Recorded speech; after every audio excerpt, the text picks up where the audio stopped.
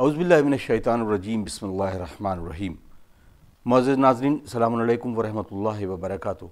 میں ہوں اطہر کاظمی اور آپ دیکھ رہے ہیں احکام اسلامی کا یہ خاص پروگرام، کیونکہ آج ہم باب طہارت کو مکمل کر کے جس صنف جا رہے ہیں وہ خاص موضوع ہے، اور اس تمام طہارتوں کا جو مجموعہ ہے وہ صرف اس لیے ہے کہ عبادتوں کو انجام دیا جائے، اور عبادتوں میں بھی خاص عبادت جس کو نماز کہا جاتا ہے، صلاۃ کہا جاتا ہے۔ اور کیونکہ حکم یہ ہے کہ اگر نماز قبول ہے تو سارے اعمال قبول ہیں، پوری زندگی کے عمل کا منحصر جو انحصار ہے وہ ہے نماز کے اوپر۔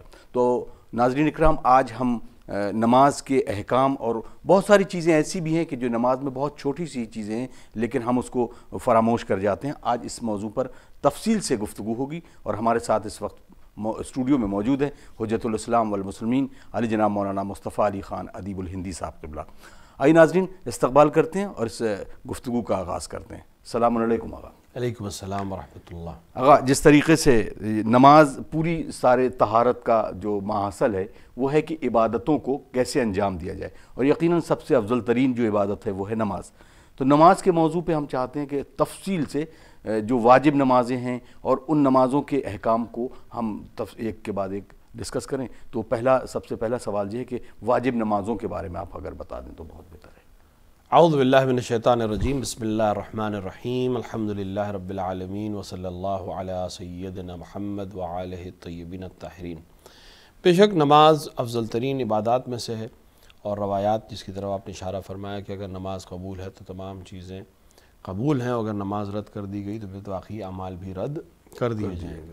یہ باب طہارت جس کو ہم نے ڈسکس کیا، یا علماء کرام رسالہ عملیہ میں لکھتے ہیں، اس کی خاص وجہ بھی یہی ہے کہ ہم چونکہ عبادت میں طہارت شرط ہے، لہٰذا ہم پہلے طہارت کو ڈسکس کرتے ہیں، واللہ وہ مقدمہ ہے، وہ بیسک چیز ہے جس کو ضرورت ہے نماز کے لیے، روزے کے لیے اور دیگر چیزوں کے لیے۔ جہاں تک سوال کا تعلق ہے نماز، واجب نماز ہے، نماز بہت ساری ہیں، نماز مستحب بھی ہے، دیگر قوموں کے پاس بھی نماز تھی، البتہ وہ کس طرح تھی، اسی طرح کی رکعتیں تھیں یا اس کی تعداد دوسری تھی، اسی طرح کے ان کے کتابوں کی سوروں کو پڑھنا تھا یا کوئی اور طریقہ تھا، یہ ہمیں نہیں معلوم ہے، اور اس کو معلوم کرنا کوئی ہدف اور غرض بھی اب نہیں ہے، کیونکہ اب ہمیں شریعت محمدی صلی اللہ علیہ وآلہ کے شریعت کے حساب سے عمل کرنا ہے، اور ان کے بتائے ہوئے طریقے سے نماز اور دعا کر رہی ہیں۔ نماز جو واجب نمازیں ہیں، یعنی ایک فرد بالغ اور عاقل کے اوپر جو نمازیں واجب ہوتی ہیں، ان میں پہلی نماز جو واجب ہے وہ نماز پنجگانہ ہے، یعنی دن کی 5 وقت کی جو نماز ہے، جو نماز صبح و نماز ظہر و عصر و مغرب اور عشاء، یہ واجب نماز ہے جو تقریباً ہر فرد پر واجب ہے، اور ہر دن اپنے وقت کے اوپر واجب ہو جاتی ہے، اور ہر فرد کے لیے لازم ہے کہ اس کو انجام دے۔ اس کے بعد جو نماز واجب ہوتی ہے وہ نماز آیات ہے، یعنی وہ نماز جو سورج گہن یا چاند گہن یا بہت زلزلہ آ جائے یا بہت تیز آندھیاں چلیں، سیاہ و سرخ آندھیاں جو چلتی ہیں، اس کی مناسبت سے واجب ہوتی ہے، اور یہ نماز بھی ہر فرد کے اوپر جو بالغ اور عاقل ہو، لیکن اس کے علاقے میں یہ چیز ہو، یعنی مثال کے طور کے اوپر سورج گہن لگے لیکن آپ کے علاقے میں نہ دکھائی دے، یا چاند گہن لگے اور آپ کے علاقے میں نہ دکھائی دے رہا ہو، تو اس شخص پہ واجب نہیں ہے۔ یا مثلا زلزلہ ہے لیکن اس کے اثرات دوسرے شہروں میں عام طور سے نہیں ہوتے ہیں، یا دوسرے ملکوں میں نہیں ہوتے ہیں، تو جہاں اس کے اثرات نہیں ہوئے یا اس کو فیل نہیں کیا گیا آج کی اصطلاح میں، تو اس کے لیے نماز واجب نہیں ہے۔ اس کے علاوہ جو نماز واجب ہے وہ خانہ کعبہ کے واجب طواف کی نماز، مثلا انسان اگر ایک دفعہ وہ مستحب طواف کرتا ہے تو مستحب طواف کی نماز بھی مستحب ہے، لیکن اگر واجب طواف کیا اس نے، چاہے وہ حج کا طواف ہو، چاہے وہ عمرہ واجب کا طواف ہو، اگر واجب طواف کیا یا اس نے قسم کھائی ہو طواف کرنے کی، یا نذر کی ہو یا عہد کیا ہو، جس وجہ سے اگر طواف اس کا واجب ہے تو واجب طواف کی 2 رکعت نماز بھی واجب ہے۔ اسی طرح اگر کوئی انسان قسم کھائے یا عہد کرے یا اجرت لے کسی سے نماز پڑھنے کی، تو اس کے اوپر وہ نماز واجب ہو جائے گی شرائط پورے ہو جانے کے نتیجے میں۔ مرجع علی قدر حضرت آیت اللہ علیہ سے سعد حسین شیرازی کے نزدیک بڑے بیٹے کے اوپر ماں باپ کی، خصوصاً باپ کی قضا نمازیں واجب ہیں، اور بنابر احتیاط ماں کی قضا نمازیں بھی بڑے بیٹے کے اوپر واجب ہیں۔ انشاءاللہ اس کے سلسلے میں بہت سے سوالات ہوتے ہیں ناظرین کے ذہن میں، انشاءاللہ وہ ہم بعد میں ڈسکس کریں گے انشاءاللہ۔ اس کے علاوہ جو نماز واجب ہے وہ نماز میت ہے، جس کا ذکر گزر چکا کہ ہر فرد جو اس دنیا سے چلا جائے مسلمان جی اس کی نماز میت پڑھنا تمام پر واجب ہے، لیکن اگر بعض نے پڑھ دی تو پھر باقی سب کی گردن پر سے ساقط ہو جائے گی۔ اگر یہ تو یقیناً واجب پنجگانہ۔ اب ایک سوال جو ہے اہل سنت کے ہاں یہ کہا جاتا ہے فرض اور واجب میں جو فرق ہوتا ہے، تو کیا اس میں واقعاً فرق ہے؟ تو اس کو ہم کیسے ڈسکس کریں گے کہ جو چیز فرض ہے اس میں کچھ الگ چیز آتی ہے، جو واجب ہے وہ الگ چیز آتی ہے؟ نہیں، ایسا کوئی مسئلہ نہیں، یہ اصطلاحوں کا فرق ہے، اور عام طور سے جو ہم جس چیز کو واجب کہتے ہیں اس کو وہ فرض کہتے ہیں، اور ہم عام طور سے جن چیزوں کو استحباب کی نیت سے دیکھتے ہیں یا تاکید کی نیت سے دیکھتے ہیں اس کو بعض اہل سنت حضرات جو ہیں وہ واجب کی نیت سے کہتے ہیں۔ مثال کے طور کے اوپر ہماری یہ نماز مستحب ہے، اور ان کے ہاں مثال کے طور پر نماز ہے وہ جماعت کا نماز میں پڑھنا مستحب ہے، وہ واجب کی اصطلاح استعمال کرتے ہیں۔ تو یہ اصطلاحوں کا اختلاف ہے، اس کا کوئی مسئلہ ہمارے درمیان یعنی اہل سنت کی اصطلاحوں میں اور ہماری اصطلاحوں میں چونکہ فرق ہے، لہٰذا خود نماز کے حکم میں یا مثال کے طور کے اوپر اس کی جو ارکان ہیں اس کے حکم میں کوئی خاص اختلاف ہمارا آپس میں نہیں ہے۔ ہاں ممکن ہے نماز پڑھنے کی کیفیت پہ تھوڑے سے اختلاف ہوں، سوروں کی تلاوت میں تھوڑا سا اختلاف ہو، لیکن جیسے رکعتوں میں کوئی اختلاف نہیں ہے، قبلے کی طرف کوئی اختلاف نہیں ہے، وقت میں بھی عام طور سے اختلاف نہیں ہے، یعنی ظہر کے وقت میں اور مغرب کے وقت میں، حتیٰ عصر اور عشاء کا جو وقت ہے وہ جس وجہ سے 5 وقت میں نماز پڑھتے ہیں ہم بھی اسی وقت پہ نماز پڑھ سکتے ہیں، اور اس میں کوئی حرج بھی نہیں ہے۔ ہمارے یہاں صرف ایک مسئلہ آتا ہے جمع بین الصلاتین، یعنی دو نمازوں کو اکٹھا پڑھنا، اور اہل سنت علماء کے درمیان اگر وہ اپنی کتابوں کا مطالعہ کریں اور رسول اکرم صلی اللہ علیہ وآلہ کی سیرت کے اوپر کو دیکھیں اور سمجھیں اور جانیں اور پڑھیں تو ان کو معلوم ہو جائے گا کہ رسول اللہ نے دونوں طرح سے نماز پڑھی ہے، جبکہ حالت جنگ میں نہیں تھے، سفر میں نہیں تھے، حالات ٹھیک تھے، مدینے میں تھے، نہ آندھی تھی، نہ طوفان تھا، نہ کوئی جنگ تھی، لیکن اس کے باوجود رسول اکرم صلی اللہ علیہ وآلہ نے نماز ملا کر بھی پڑھی اور الگ بھی پڑھی، لہٰذا جمع بین الصلاتین رسول اکرم کے عمل کے نتیجے میں جائز ہے، اور اکثر علماء جو ہیں یا شیعہ امامیہ فرقہ جو ہے وہ مذہب حقہ امامیہ جو ہے وہ ملا کر پڑھتا ہے، اور جماعت بھی اسی طرح سے ہو جاتی ہے، لہٰذا اس میں کوئی حرج نہیں ہے، لیکن اگر کوئی چاہے کہ الگ الگ پڑھے تو اس میں بھی کوئی حرج نہیں ہے۔ لہٰذا اہل سنت علماء کا یا اہل سنت کا عمل جو ہے اس میں اکثر جگہ یا اصطلاح کا فرق ہے، اصطلاح بدلنے سے بہت سی چیزیں ہوتی ہیں، مثال کے طور کے اوپر زبانوں کے فرق میں ایک ہی جملہ ہے عربی میں استعمال ہوتا ہے، یا کلمہ ہے ایک ہی جو عربی میں بھی استعمال ہوتا ہے اور اردو و فارسی میں بھی استعمال ہوتا ہے، لیکن وہاں اس کے معنی الگ ہو جاتے ہیں، یہاں اس کے معنی الگ ہو جاتے ہیں۔ مثال کے طور پر فقہ سے ریلیٹڈ ہی ایک چیز ہے وہ میں عرض کر دوں تاکہ ناظرین کی سمجھ میں آ جائے، مثلا ایک لفظ ہے حجامت، حجامت جب عربی یا فارسی میں استعمال ہوتا ہے تو اس کا ایک خاص طریقے سے جسم سے خون نکالنا مراد ہوتا ہے، جو اب تقریباً ہندوستان میں بھی تقریباً آ رہا ہے، کپنگ کہتے ہیں انگلش کی اصطلاح میں اس کو، وہ ایک خاص طریقے سے جسم کے بعض فاسد خون کو نکال دیا جاتا ہے، جو جسم کے لیے بہت مفید ہوتا ہے اور صحت کے لحاظ سے بہت تاکید ہے، رسول اکرم کی بہت زیادہ تاکید ہے اس کو عمل کرنے کی، اور مسلمان کو چاہیے کہ وہ خاص موقعوں پر اس کو کرے۔ تو فارسی میں یہی لفظ کا مراد ایک خاص طریقے سے جسم سے خون نکالنا ہے، جبکہ بر صغیر ہندوستان پاکستان میں حجامت سے مراد مونچھ اور داڑھی اور بالوں کو صحیح کرانا یا کٹوانا ہے۔ تو اب اگر یہی اصطلاح ہم استعمال کریں اور اس پہ کوئی حکم دے کہ حجامت مثال کے طور پر مستحب ہے، تو بہت سے لوگوں کو شاید ہندوستان اور پاکستان میں سمجھ میں یہ آئے کہ حجامت سے مراد داڑھی اور مونچھ اور سر کا بال کا ٹھیک کرنا یا کرانا ہے۔ تو یہ اصطلاح کا فرق ہو جانے سے، علاقے کے بدل جانے کی وجہ سے بہت ممکن ہے کہ اصطلاحوں میں فرق ہو جائے، لیکن جب ہم اس کے ڈیپ میں جائیں گے، صحیح اصطلاح اس علاقے کے لحاظ سے استعمال کریں گے تو شاید یہ پریشانی نہ آئے۔ جزاک اللہ۔ اب نماز کے بارے میں ہم نماز کے احکام کو جو ڈسکس کر رہے ہیں، تو نماز میں کس طریقے کے عمل ہیں، یعنی کچھ واجبات بھی ہوں گے تو کچھ مستحبات ہوں گے، تو میں چاہتا ہوں کہ اس کے بارے میں بھی روشنی ڈال دیں۔ دیکھیے واجب نماز جہاں تک واجب نماز کی جہاں تک بات ہے، حتی غیر واجب نماز یعنی مستحب نماز کی کے اندر بھی کچھ چیزیں ایسی ہیں جو رکن ہیں نماز کے، اور کچھ چیزیں نماز میں واجب ہیں، یعنی ان کو انجام دینا ضروری ہے، بغیر اس کے نماز صحیح نہیں ہوگی، اور کچھ چیزیں رکن ہیں نماز میں۔ رکن کا مطلب یہ ہے کہ اگر انسان جان بوجھ کر یا حتی بھولے سے اس کو کم یا زیادہ کر دے تو اس کی نماز باطل ہے، اسے پھر سے پڑھنا پڑے گا۔ باقی جو ارکان نماز ہیں ان کو کم زیادہ کرنے کے نتیجے میں صحیح کیا جا سکتا ہے، مثلا سجدے سہو کر کے یا 2 رکعت نماز احتیاط پڑھ کے یا دیگر کام کر کے وہ صحیح کیا جا سکتا ہے. لیکن جو رکن نماز ہیں ان کو اگر انسان نے کم اور زیادہ کیا تو پھر اس کی نماز باطل ہو جائے، حتیٰ اگر بھولے سے بھی کیا تب بھی نماز باطل ہو جائے گی. تو رکن نماز جو ہے وہ اولاً تکبیرۃ الاحرام ہے، یعنی اگر انسان نے تکبیرۃ الاحرام نہیں کہی تو اس کی نماز صحیح نہیں ہے. اس سے پہلے نیت ہے، اگر انسان نے نیت نہیں کی نماز کی، ایسے ہی کھڑا ہو گیا بغیر کسی نیت کے نماز پڑھا. البتہ نیت پہلے بھی عرض کیا گیا کہ نیت جو ہے اس کا زبان پہ لانا ضروری نہیں ہے جی.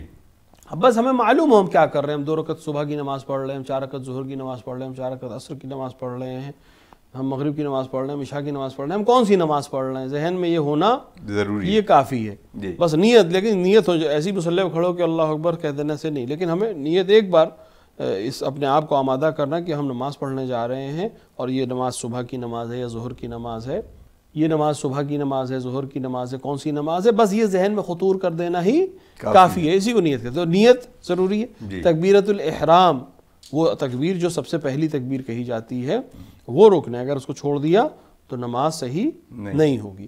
اس کے بعد جو چیز رکن ہے وہ رکوع ہے. اگر اسی پہ یہیں پہ تکبیرۃ الاحرام کے بارے میں، کیونکہ اس کے لیے بہت سارے لوگ ہیں، کئی جو لوگوں کے سوال ہوتے ہیں کہ اس کو کس طریقے سے کہنا ہے. کچھ لوگ ہاتھ کو یہاں پر لگاتے ہیں، کچھ لوگ صرف یہاں سے اٹھا دیا، تو اس کا صحیح طریقہ کیا ہے؟ دیکھیں تکبیرۃ الاحرام کہنے کا صحیح طریقہ اللہ اکبر ہے. جی. نیت کے بعد اللہ تکبیر کہی. تکبیر کا مطلب ہوتا ہے اللہ اکبر کہنا. جی. اور احرام اس لیے کہا جاتا ہے اس کو کیونکہ نماز کی شروعات ہے اس تکبیر سے. جی.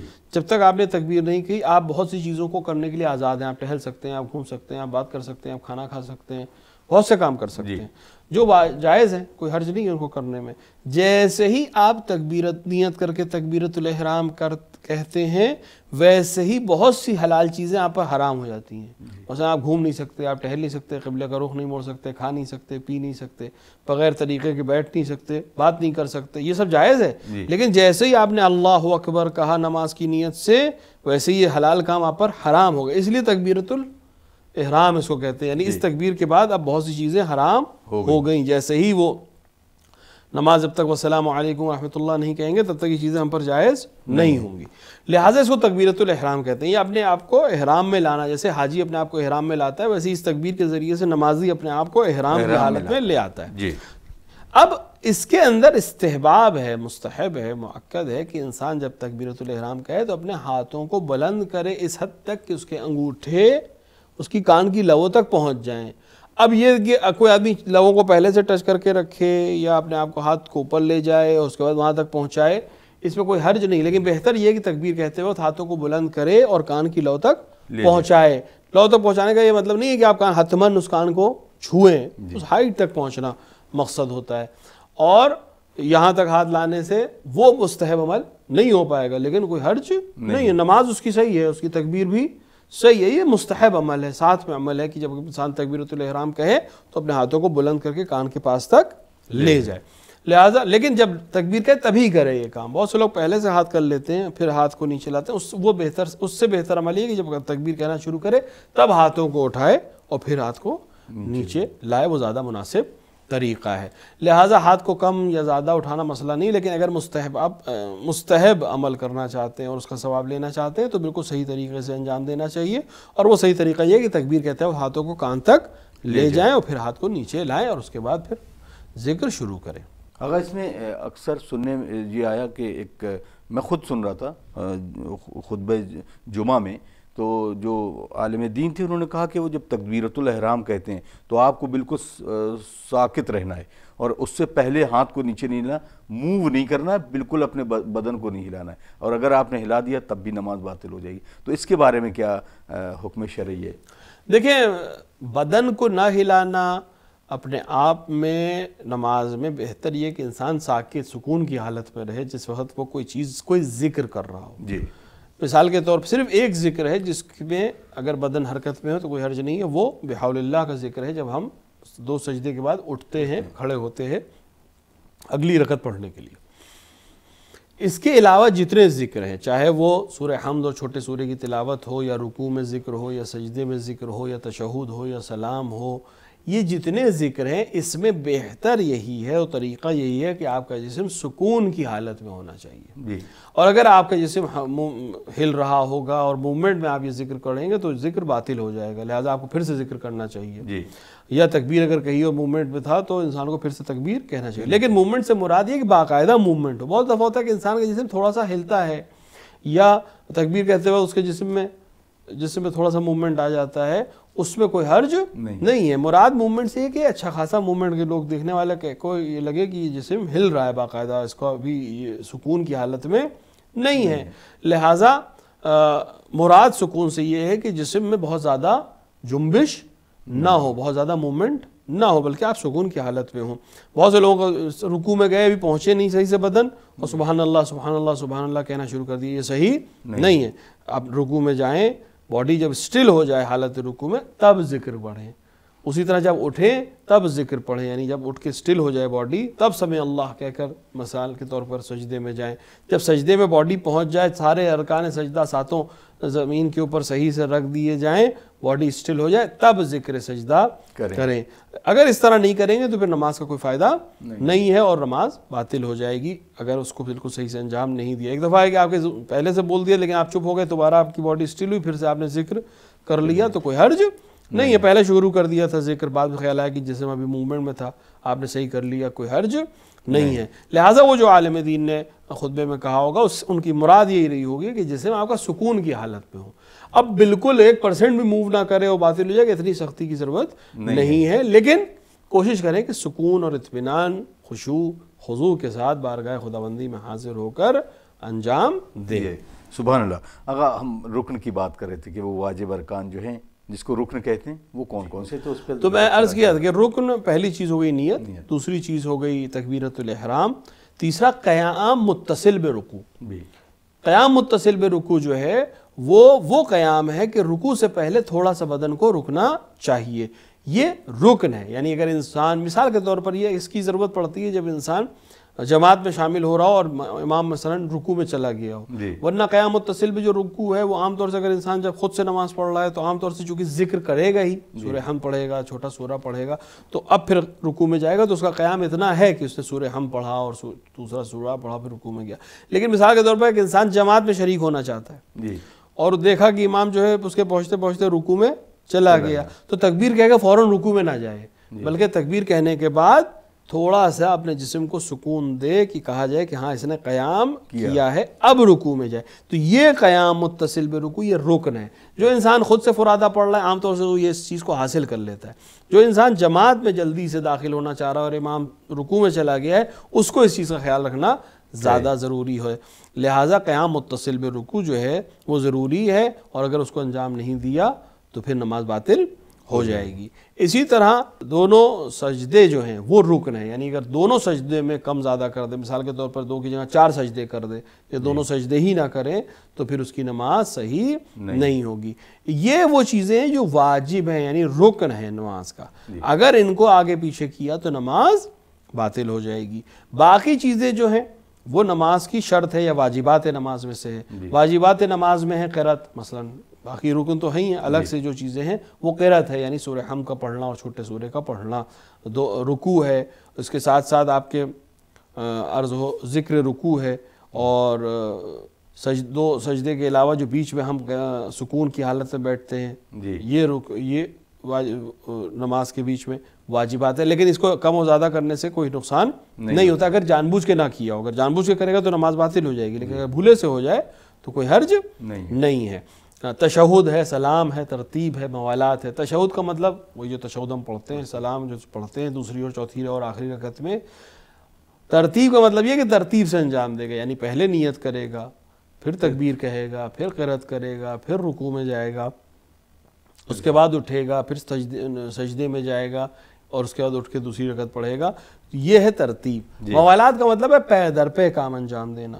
اس طرح سے نہ ہو کہ اگر ذکر لمبا پڑھ رہا ہے, کوئی لمبا سورہ پڑھ رہا ہے, جیسے مستحب نمازوں میں ہے کہ مثلا سورہ یاسین پڑھے یا سورہ رحمان پڑھے یا کوئی اور سورہ اگر کسی نماز میں پڑھ رہا ہے, سورہ جمعہ پڑھ رہا ہے مثلا, اس میں کوئی حرج نہیں, جب تک ذکر کر رہا ہے کوئی مسئلہ نہیں ہے. لیکن ہر عمل ایک کے بعد ایک پے در پے ہونا چاہیے, یعنی جب قرأت ختم ہو گئی تو رکوع میں جانا ہے, جب رکوع سے کا ذکر ختم ہو گیا تو پھر رکوع سے سر کو اٹھانا ہے، پھر دوسرے سجدے، پہلے دونوں سجدے کرنا ہے.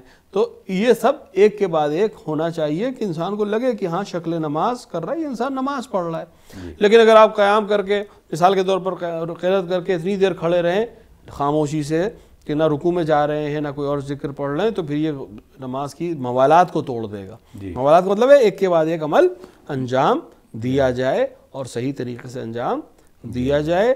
اور اگر اس کا انسان جان بوجھ کے موالات کو انسان توڑ دے تو اس کی نماز باطل ہو جائے گی. جزاک اللہ جزاک اللہ.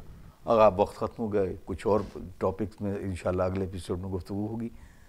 تو ناظرین، آپ نے یہ پوری ڈسکشن سنا کہ کس طریقے سے نماز کے جو رکن ہیں، واجبات ہیں، وہ ساری چیزوں پر ڈسکس ہوا. انشاءاللہ اگلے ایپیسوڈ میں اس کو اور مزید گفتگو کی جائے گی. آپ بنے رہیے ہمارے ساتھ، اور انشاءاللہ آپ کے جو سوالات ہیں وہ بھی بحمداللہ ہم تک پہنچ رہے ہیں، اور امید کرتے ہیں کہ یہ سلسلہ مزید آگے بڑھتا رہے گا. ناظرین، ہمیں اجازت دیجیے. السلام علیکم ورحمۃ اللہ وبرکاتہ.